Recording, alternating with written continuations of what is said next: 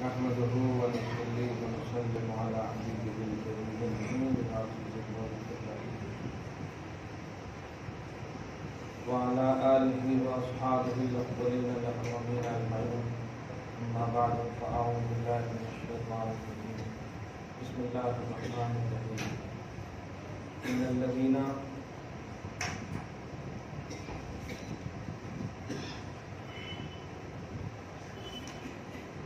إن ربكم الله الذي خلق السماوات والأرض في 6 أيام ثم استوى على العرش. صدق الله العظيم. رسول برکت کے لیے درود شریف پڑھ لیجیے. اللهم صل على سيدنا وشفيعنا وحبيبنا ومولانا محمد وعلى آله وأصحابه وبارك وسلم صلى الله تعالى وسلم. سورہ اعراف سورہ نمبر 7 کی آیت نمبر 52 تک کی مشہور آیت کریمہ سورہ اعراف کے ذریعے سے دعا کے بعد میں آج آگے کی حرکت سے قرآن کے عنوان سے اللہ پاک فرماتا ہے ان ربکم اللہ الذی خلق السماوات والارض. بے شک تمہارا پالنہار، تمہارا رب، تمہارا پروردگار وہ اللہ ہے جس نے آسمانوں کو اور زمینوں کو محض 6 دنوں میں پیدا فرمایا. اس کی تفصیل بہت ہو سکتی لیکن ایک لفظ میں کہہ رہا ہوں. زمین کے 7 طبق ہیں اور آسمان کے بھی 7 طبق ہیں. ایک مستقل دنیا ہے ہر طبق کی. جس طرح ایک اس دنیا میں آباد ہے، اس کو قدیم بولتے ہیں. اس آبادی قدیم ایسے نام ہے.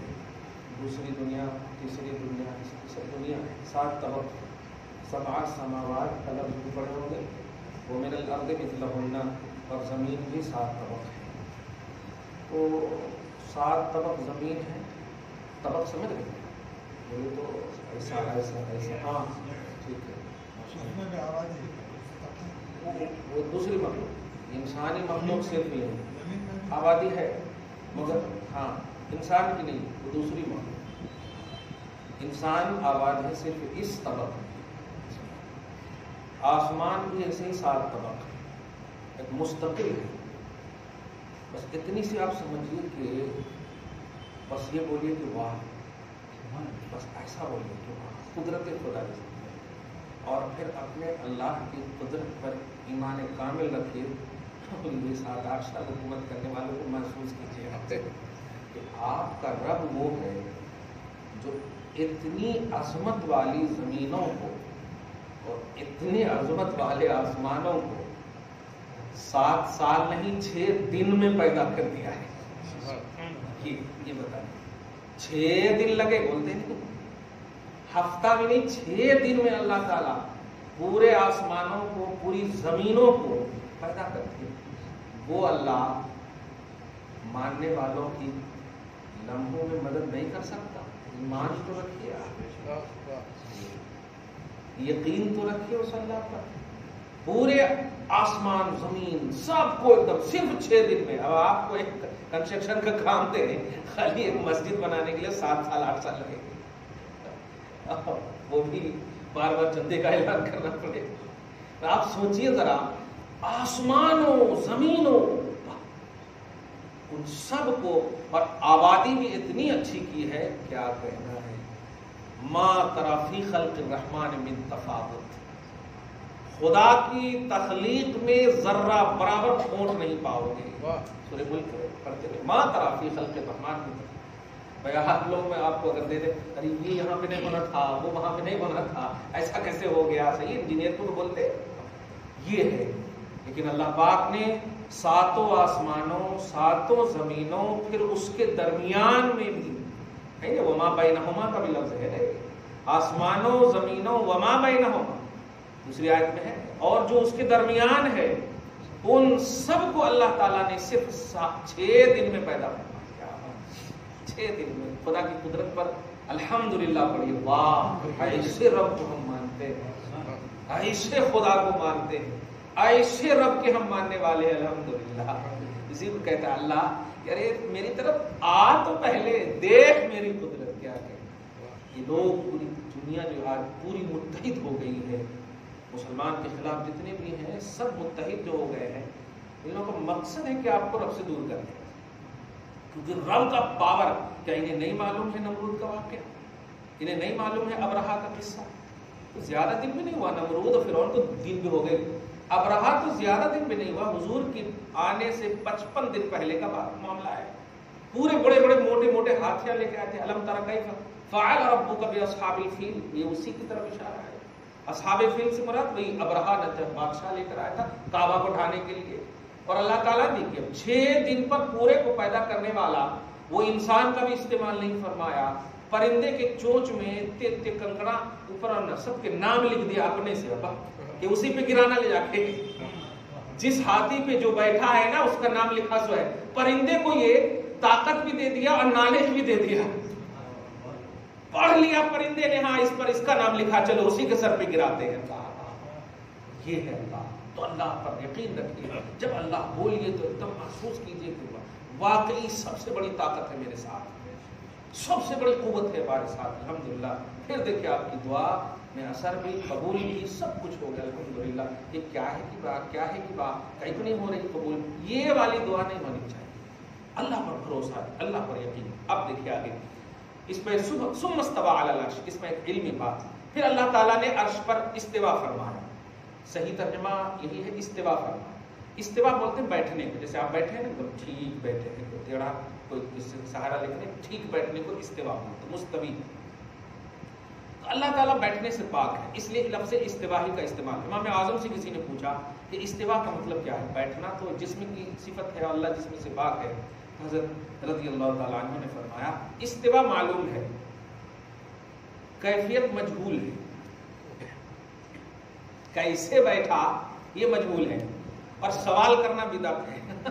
کمال ہے، کتنا پیارا جواب دیکھ رہے ہیں۔ استوا معلوم ہے، اللہ بیٹھا ہے یہ معلوم ہے، کیسے بیٹھا ہے یہ مجہول ہے، اور اس کے بارے میں سوال عنہا بدعت، اور سوال کرنا بدعت ہے۔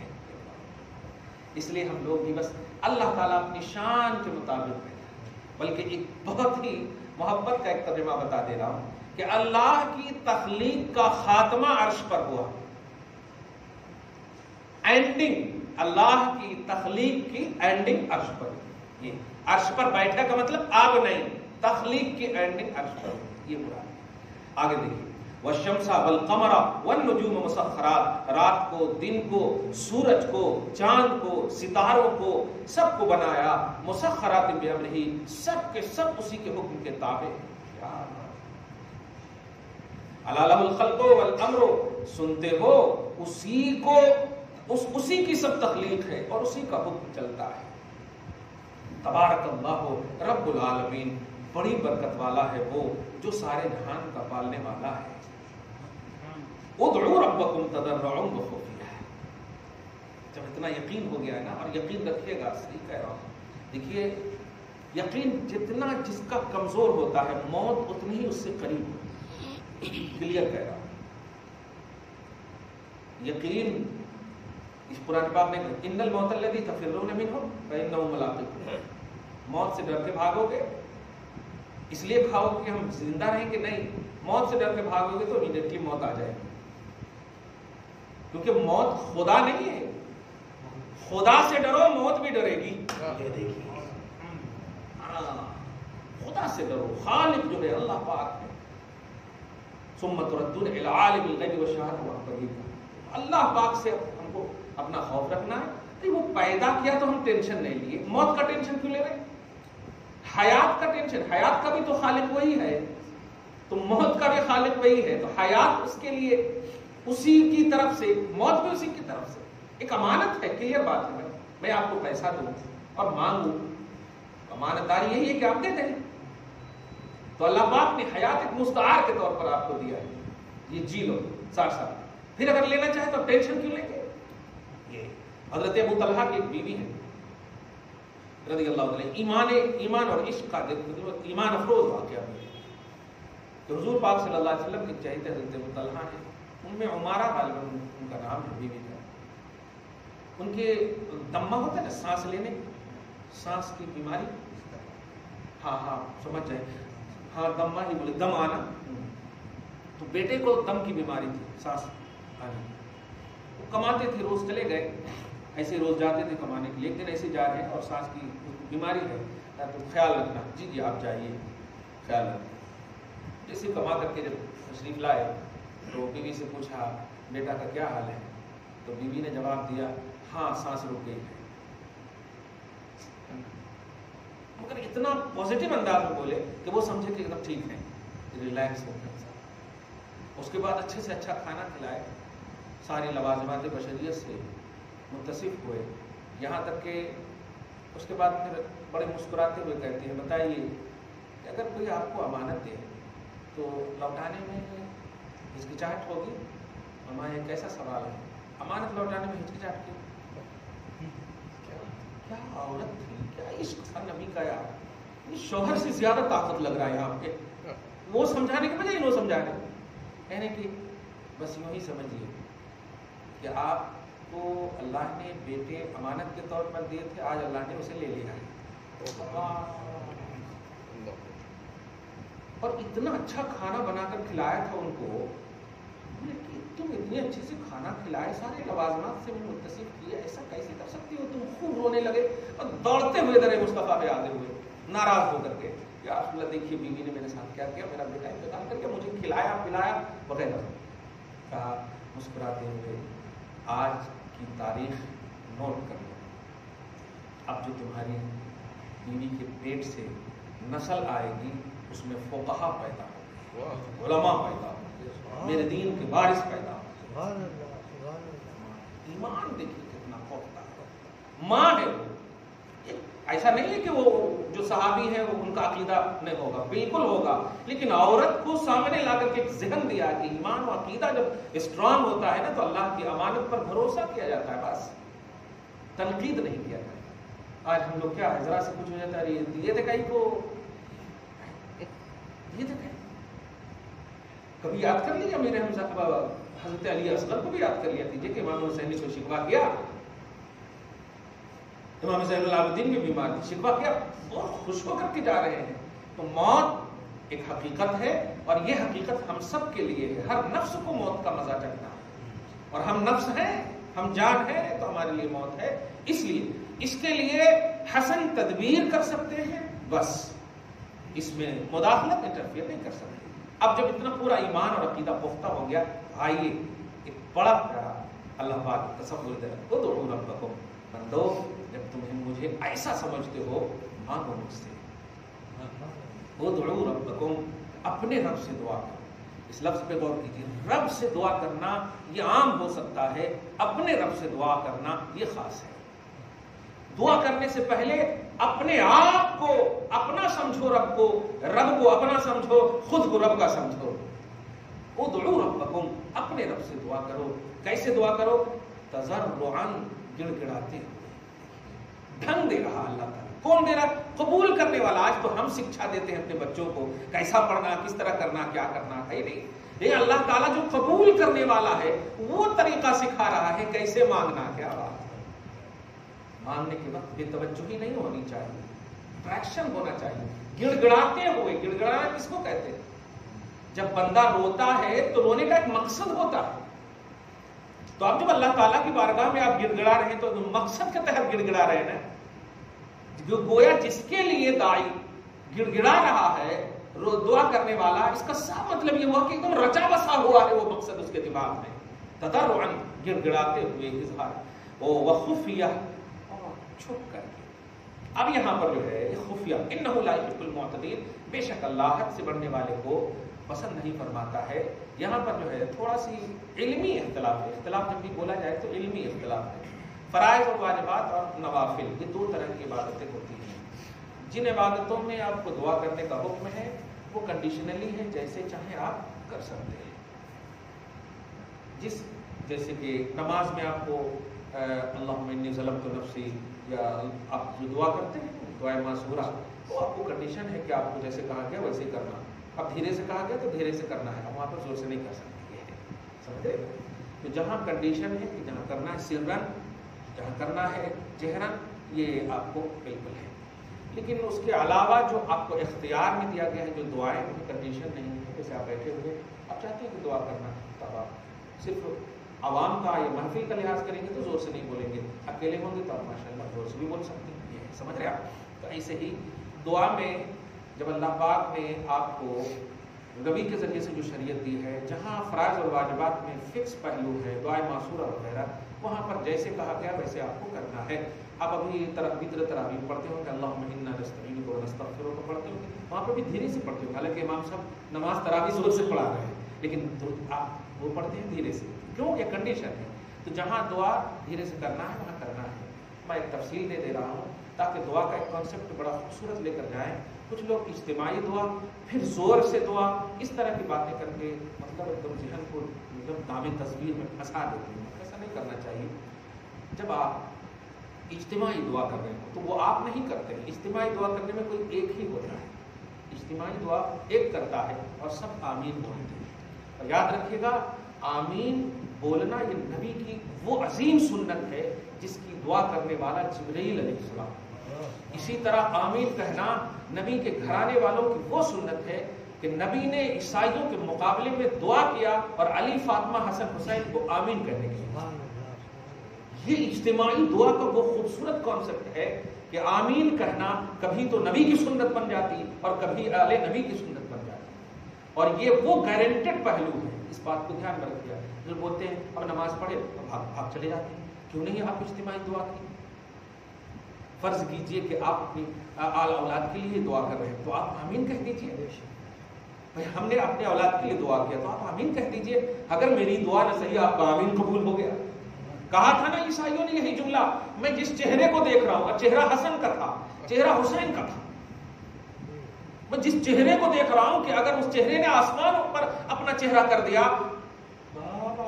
زمین کھسک جائے گی, آسمان ٹوٹ پڑیں گے, اس لیے عیسائیوں چلے جاؤ. دیکھیں کبھی کبھی آمین کہنا بھلائی کا کام ہے. آپ کی ضرورت ہے, خالی ضرورت کے تحت ہماری ضرورت ہے تو ہم مانگ لیے اللہ تعالیٰ سے. تو مسجد کیوں آئے تھے؟ گھر ہی میں مانگ لینا تھا. ضد نہ کیجیے خدا کے واسطے. اجتماعی دعا اگر کرتے ہیں تو اجتماعی دعا میں آمین کہیے, خشوع خضوع رکھیے, توجہ رکھیے. دوسرے کا بھلا ہو تو یہ بھی آپ کی بھلائی ہے کہ کم سے کم دوسرے کے کام تو آ سکے. کیونکہ کل میدان محشر میں یہی سب تو پہلو دیکھے جائیں گے. کس بہانے سے اللہ آپ کو بخشے گا پتہ نہیں ہے. ارے روایتوں میں ایسا بھی ملتا کہ بالکل جہنم کا فیصلہ ہو چکا, داروغہ لے جانے والے ہیں, ایک چٹھی آ رہی ہاتھ میں اس کے, ایک چٹھی آ رہی ہاتھ میں اس کے, اور اچانک ایک بوڑھے نمودار ہوتے بزرگ اور کہتے ہیں کہ ذرا اس کے ہاتھ میں دیکھو کیا ہے. اس کے ہاتھ میں دیکھو کیا ہے. ہاتھ کھول کر دیکھے تو چٹھی میں لکھا ہوا ہے درود شریف لکھا ہوا. بتائیے اب وہ گم ہو جاتے ہیں. آواز آتی ہے کہ اس کی برکت سے اس کو بخش دو, جہنم میں مت لے جاؤ. اب بہانہ دیکھیے آپ, کہنا یہ کہ اللہ کے بہانے کو تلاشیے آپ. اجتماعی دعا ہو, انفرادی دعا ہو, زور سے دعا ہو یا دھیرے سے دعا ہو, اگر آپ بھلائی کر سکتے ہیں تو کر گزریے. آپ اعتراض مت کیجیے خدا کے واسطے, تنقید مت کیجیے خدا کے واسطے. ایک پہلو تو یہ ہے. اسی طرح اجتماعی دعا اللہ پاک کو بہت پسند ہے, بہت پسند ہے. کیا نبی صلی اللہ علیہ وسلم دعا اگر کر دیں تو عیسائیت کا خاتمہ نہیں ہوگا؟ ارے اللہ تعالیٰ جو قبول کرنے والا ہے وہ تو دعا کو ان کے گلے کی ہار بنا دیا ہے, گلے کی ہار بنا دیا ہے. اجابت جھک کر سلام کرتی ہے, قبولیت جھک کر سلام کرتی ہے. بابا مگر پھر بھی حضور پاک صلی اللہ علیہ وسلم نے علی کو بلایا, فاطمہ کو بلایا, حسن کو بلایا, حسین کو بلایا اور کہا میں دعا کروں گا تم آمین کہنا. یہ اجتماعی دعا کی کتنی بڑی دلیل ہے. خود دعا کر دیتے کافی ہے اور یقیناً قبول ہوتی, صحیح ہے. لیکن جو دعا اجتماعی طور پر ہوتی ہے وہ اس میں قبولیت کی گارنٹیڈ, وہ گارنٹیڈ دعا ہے, گارنٹی ہے اس میں. اس لیے کبھی اعتراض خدا کے واسطے ایسی چیزوں پہ, اب تم مل جائیے نا بھائی, سب مل گئے ہیں آپ کے خلاف, جتنے ساری قوم مل چکی ہے آپ کے خلاف, سب متحد ہو گئے. آپ داڑھی ٹوپی پہن کر کے متحد نہیں ہو پا رہے. جو قوم مختلف تھی وہ مل کر کے, جو قوم آپ کو متحد سمجھتی تھی مختلف ہو گئے. آپ مختلف ہو گئے. وہ گرانے والے, وہ مارنے والے نہیں دیکھ رہے کہ آپ کس طبقے سے تعلق رکھتے ہیں, کون سی مسجد سے آپ تراویح پڑھ کر آ رہے ہیں, کس امام کے پیچھے پڑھ کر کے آ رہے ہیں. اب تو سمجھیے اپنا اسلامی انٹینشن, ایمانی حرارت اب تو لائیے، اب تو متحد ہو جائیے کہ اب بھی وہی 2.5 انچ کی مسجد کا عنوان رکھیں گے اپنے لیے. نہیں وہاں نہیں جائیں گے کہ وہاں وسیلہ لیا جاتا ہے، وہاں نہیں جائیں گے وہاں دعا اس طرح ہوتی ہے، وہاں نہیں جائیں گے وہاں اجتماعی معاملہ ہوتا. ایسا کیوں کر رہے آپ؟ یہ حق جو ہے معاشرے اور سوسائٹی میں رہنے والے مسلمانوں کا نہیں ہے. معاشرے اور سوسائٹی میں رہنے والے مسلمانوں کا حق یہ ہے کہ ایک دوسرے کے کام میں کام بٹائیں، ہاتھ بٹائیں. یہ ہوتا ہے. دنیاوی کام میں جب سپورٹ کرنے کا حکم ہے، عبادتوں کے عنوان میں آپ کیسے الگ ہو سکتے ہیں؟ اس لیے یاد رکھیے گا، اجتماعی دعا جہاں جب جیسے ہو آپ کیجئے. ہم فرض کیجئے فانصرنا علی القوم الکافرین دعا کر رہے ہیں اور آپ اپنے کافر دوستوں سے موالات کا تصور رکھ رہے ہیں، ان کے خلاف دعا کر رہے ہیں، انہوں غلط ہے. یہ یو پی سے ایک سوال کی ہے، کیا ہندوستان کے کافروں کے لیے ہم بددعا کر سکتے ہیں؟ کہنے نہیں کر سکتے. آپ بددعا نہیں کر سکتے ہم. ہاں ظالموں کے خلاف دعا کر سکتے ہیں، یا اللہ ظالموں کے ظلم سے بچا لے، یہ کر سکتے ہیں. بددعا نہیں کر سکتے. آپ ہدایت کی دعا کیجیے. آپ ظالموں کو اللہ ہدایت نہیں دے گا، ظالموں کے خلاف آپ کر سکتے ہیں دعا. یہ اللہ پاک کا وعدہ ہے کہ اس کو ہدایت نہیں دے گا. ہر ہندو، ہر کافر جو ہے ظالم نہیں ہے. کلیئر بات ہے نا؟ ہر کافر ظالم نہیں ہے. آج بھی ہمارے کافر کچھ ایسے ہیں جو مسجد کی پینٹنگ میں لگے ہوئے ہیں، مسجد کی پینٹنگ میں لگے ہوئے ہیں. ہمارے گھر میں مسجد کی تعمیر ہو رہی ہے، پینٹنگ کرنے والے بہت سارے موجود ہیں، اور ہم کھلا رہے ہیں، انہیں پلا رہے ہیں، ان کو لے رہے ہیں. کہنا یہ ہے کہ آپ ہم سب متحد ہو جائیے، کیونکہ ساری قوم جو مختلف ہے آپ کو متحد سمجھتی ہے. ان کے سمجھ کو آپ ایک دم بالکل عملی جامہ پہنا دیجیے. آپ الحمدللہ یہ خدا کے واسطے رنگینی ٹوپیاں تو رکھیے اپنے لیے، لیکن ایمان کو رنگین مت کیجیے. ایمان ایک رکھیے، عقیدہ ایک رکھیے، اور رب سے سب مل کر مانگے. رب کہتا ہے آؤ گڑاتے ہوئے مانگو، آؤ میری بارگاہ میں مانگو تو صحیح. لا يحب المعتدین، میں تجاوز کرنے والوں کو پسند نہیں کرتا. ولا تفسدوا فی الارض بعد اصلاحها، نبیوں کو بھیجا، قرآن کو بھیجا، حدیث تمہارے پاس، شریعت تمہارے پاس، ان سب کے باوجود زمین میں فساد کیسے بچا سکتے ہو؟ نبی ہمارے لیے آنا بہت بڑی نعمت ہے. ورنہ دیکھیے حوض کوثر یا آب کوثر یا آب زمزم کا تصور نہیں ہوتا ہے، گائے بھینس کا تصور ہوتا ہے.